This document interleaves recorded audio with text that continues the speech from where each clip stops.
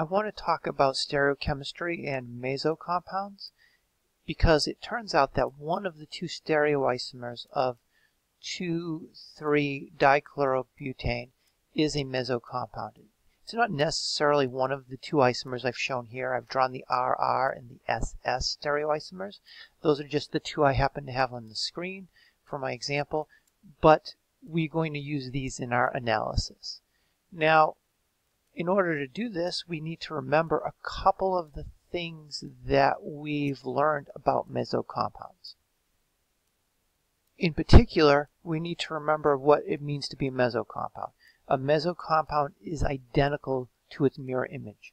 So if I have one isomer of a molecule and another isomer of a molecule and it has stereocenters in the molecule and it's identical to its mirror image, it's a meso compound.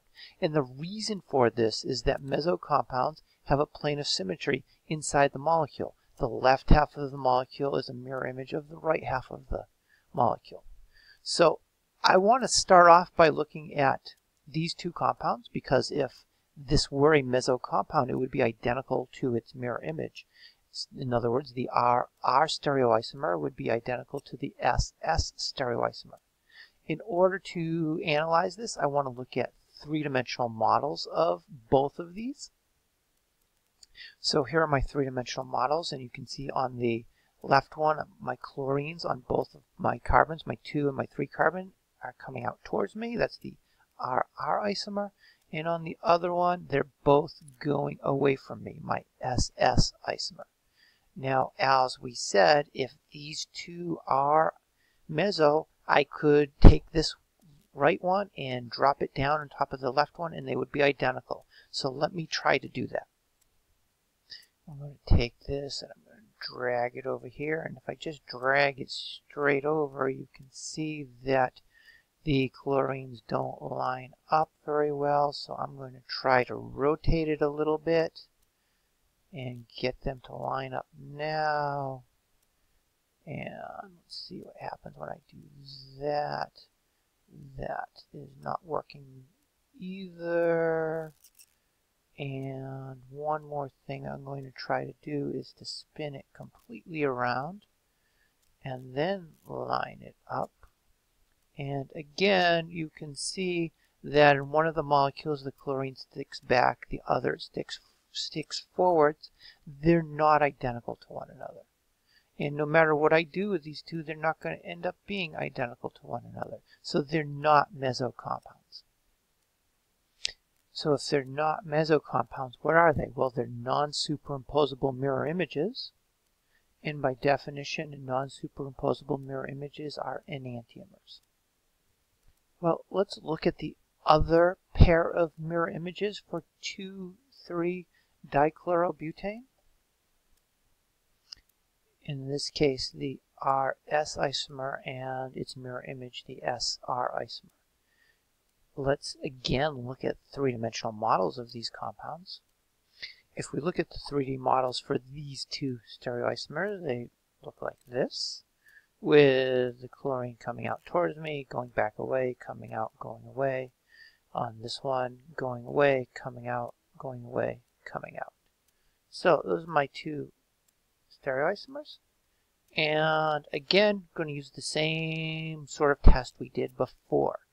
If they're meso compounds, I should be able to take this one, drop it right on top of that one, and they'll be identical. So let me try to do that. So let me start by dragging it over here and rotate a little bit. You can see not matching up yet. Let me rotate the molecule a little bit. Oops. Like this. And let me get it centered a little bit better. And then I think if I spin it like this, you can see they're starting to match up pretty closely. And if I take this and do that, they are pretty much exactly lined up. So there are two mirror images of one another. I rotated and slid and manipulated one of them, and completely and totally superimposable. These are identical mirror images. Two molecules with stereocenters that are superimposable. It's a meso compound.